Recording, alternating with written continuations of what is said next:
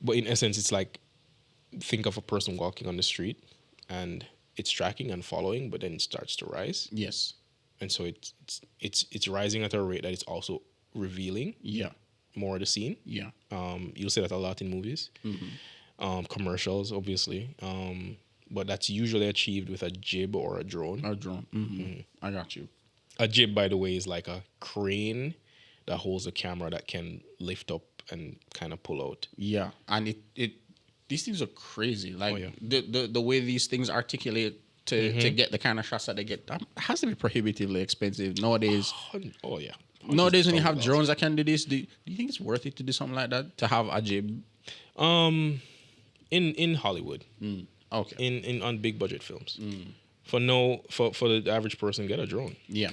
But only get a drone after you have all the other things you need for your basics. Speaking of the average person, a lot of people are hearing these terms, hopefully not for the first time, because if you're watching something like this, hopefully you're kind of in the industry, you kind of know a little thing. But for the average person, what kind of movements do you think they should start out with? Like somebody like me, who's just, interviewing people in front of me or trying to get...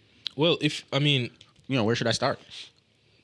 If you're doing interviews, one of the most common movements within an interview is parallax. Okay. Or a slight push in and pull out. Because I could achieve that with a slider.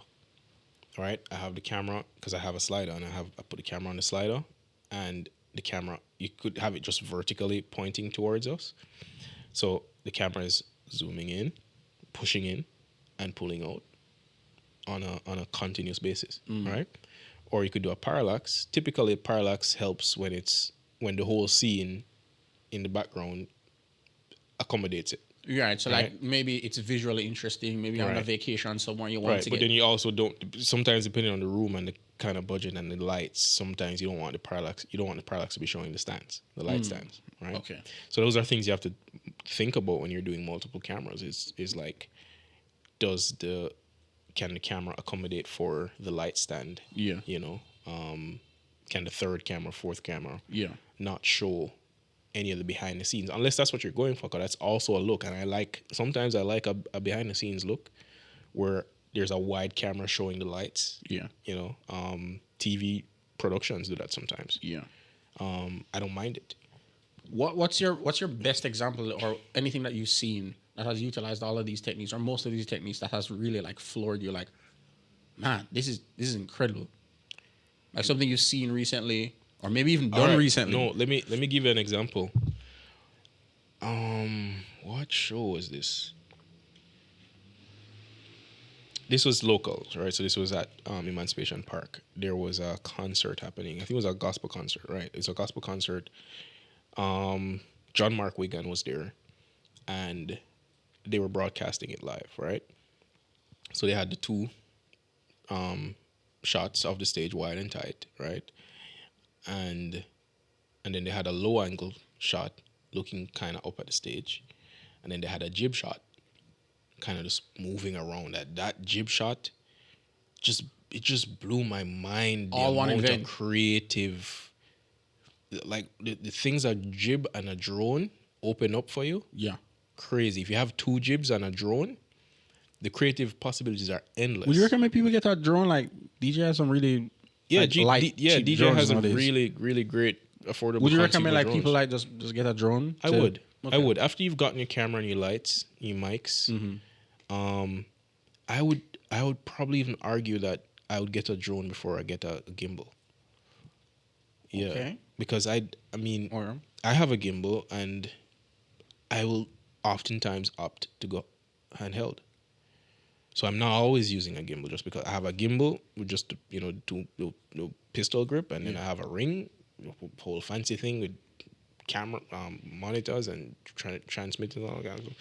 And sometimes I'll just take up the camera and just go handheld. Yeah, and that's way better than. And in some cases, the handheld operation is just a little more frisky. It can be a little more nimble with just a handheld camera, right? The gimbal is like you have to get it to turn the way you want it, and you get it to use the joystick to flick it the way you want, and sometimes it's just a little clunky. It's a little slower than just whipping the camera. Yeah, it's moving the camera, moving your body, right? I can use a handheld and still get a slight push in. So I'm holding the camera and I'm leaning forward and leaning back, and it's a slight pushing and push out, and I'm kind of leaning to the side, and it's a parallax or a panning shot, and it's whatever. So, I think a drone opens up more creative possibilities than a Right. gimbal. Okay. I assume also that you probably don't tax your body the way you do, if you have a gimbal because Yeah, because with your, depending on the payload, yeah, you yeah. are holding up. It's less weight overall, Yeah. unless you're going like a big handheld rig, which I also do, which helps also because if you want some weight on your camera, unless you have really steady hands, you have micro jitters, right? Unless you're like a surgeon, your hand's gonna have jitters, right? So those micro, and then depending on the camera you have, they have really decent in-body stabilization these days. Lumix is like killing the game. Sony's alright, and I'm saying that as a person who shoots on Sony cameras. And by the way, that's a topic I'll probably touch on soon. Like camera wars or like Yeah, company camera wars are like. I think people get too caught up. As an novice looking in this, it feels silly. It feels like people are getting way too caught up in. Bro, I'm like, I don't call myself a Sony shooter. Right. So I use Sony cameras, and people, oh, you're a Sony shooter. No, You just just happen to use Sony cameras right now. Yeah. Am I locked into Sony cameras? No. Do I think Sony's the best? Sometimes.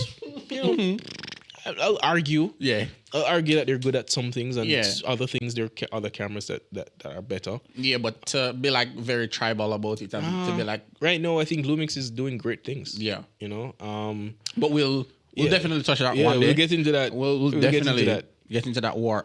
Is there, this is the final question for you specifically. Are there any composition rules that you like to follow and like to break?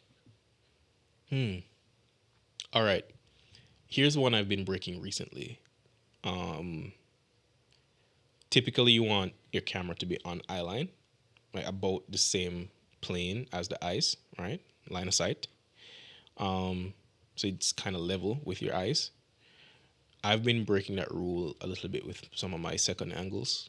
So my main camera shot is static shot, wide shot is that, on eye line. But then my second angle is slightly lower, looking up. Right? I've been liking that look recently.